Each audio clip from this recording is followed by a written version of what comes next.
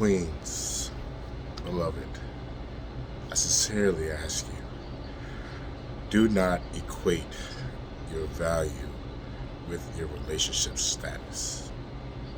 As a matter of fact, I would say disconnect. Disconnect your intrinsic value, your personal value from your relationship status. As always, it's a chocolate maverick. We about to dive in. I'm going unfiltered and I ain't about to sugarcoat a goddamn thing. I was raised around a lot of women, so I just deeply have an intrinsic desire to see women doing all right. And I love them. Friends, the goofiness, the femininity, and it really sucks how much sometimes a relationship can take out of a woman if it doesn't work out. But as I've become more spiritually awakened and start to understand relationships, sometimes relationships aren't going to last.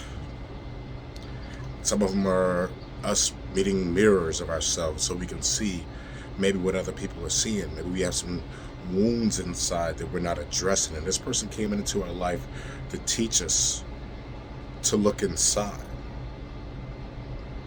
Or we could possibly have met someone that's just themselves are unhealed, and that person needed to come to you to see that they couldn't handle something good. They needed to lose you so that they can really evaluate themselves.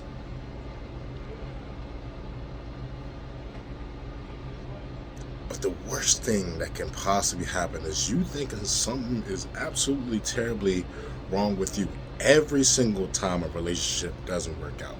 Sometimes it could be you. I'm not negating it. We all are imperfect. All men and women at some point in time. We didn't come out the womb being professional relationship individuals.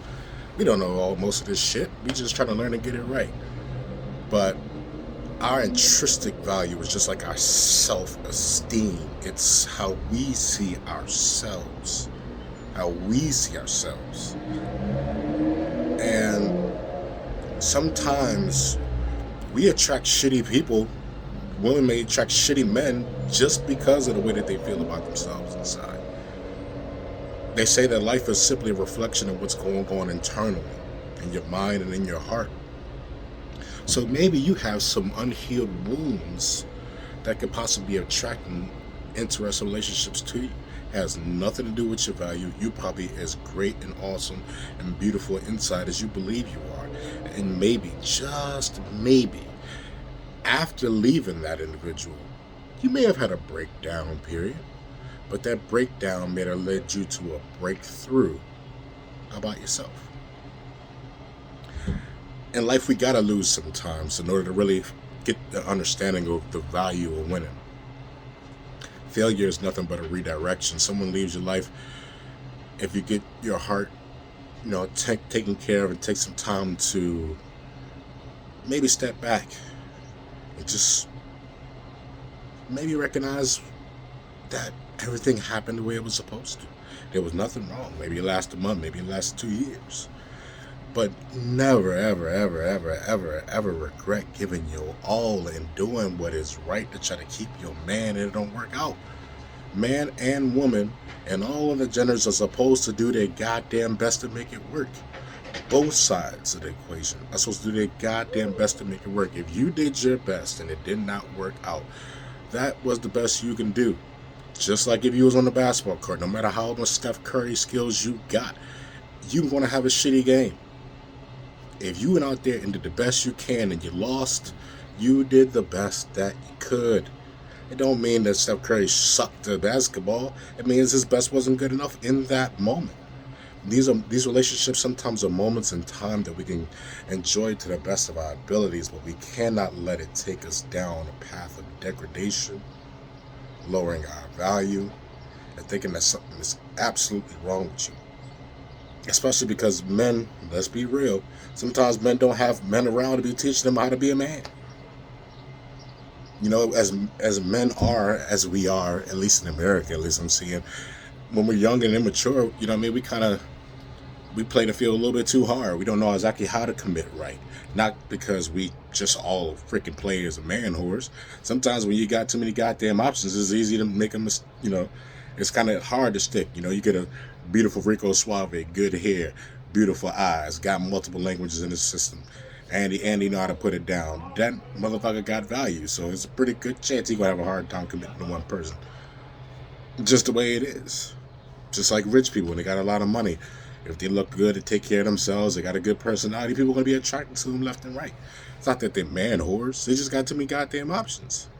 Not everyone handles options well, and most women are coming to understand, like, oh shit, this promiscuity thing is real easy to step into. But above all, Queen, sometimes you and that man needs for you to leave. Sometimes you need to leave that individual that you have tried your best to make it work with. And after you tried everything, you don't need to lower your life force. You don't need to stress yourself to shit.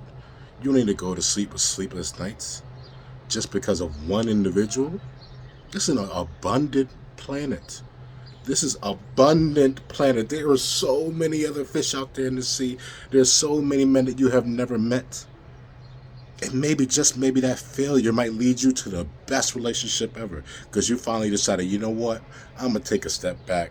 I'm going to date me for a while. I'm about to take my goddamn self out. I'm going to figure out what the hell do I really want. Because sometimes, the best person to marry is you, Queen. You need to marry yourself. Commit to yourself. A certain level of self-love. Commit to yourself to have certain standards that you're just not about to take, or you'll be flexible with only if that person seems valuable enough. But you can never know a person's true colors until you spent a pretty good amount of time with them. Knowing someone for 2 years is not enough to say it can last forever. Because as humans, we literally chemically change every 10 years. Literally, we are dealing with another human being every 10 years.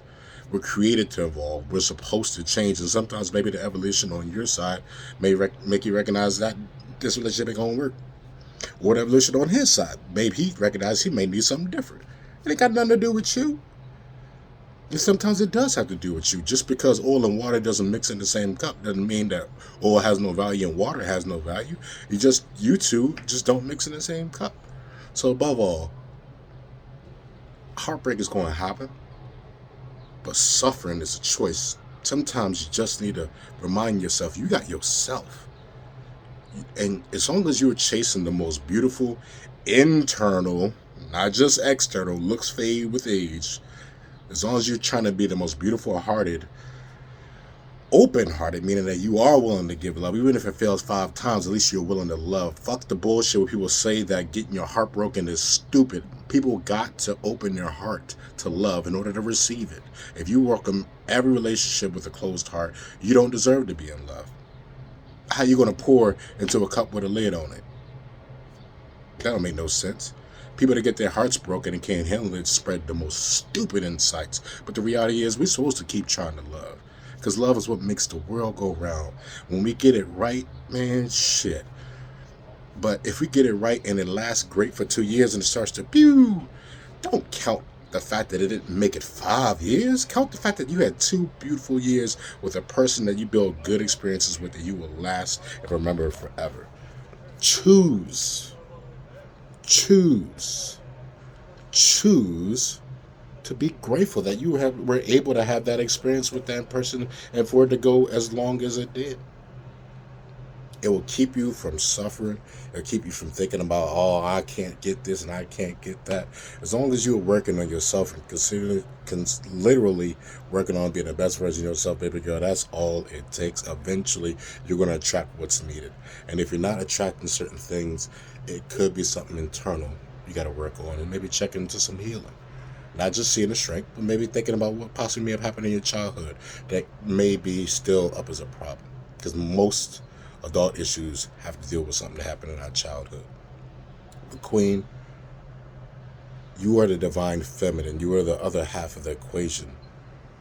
Eve came out of Adam, and they both are the combination that are made in the image of God. You are the divine feminine. You hold the womb that bears the child. You are important. You are important.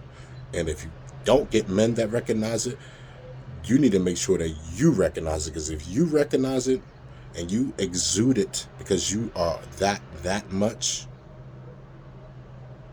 you might start attracting the right things. Or there's a pretty good chance maybe these are just learning experiences. But your value, please disconnect from your relationship status. One love is straight from the heart. Probably wrong side. Heart over here.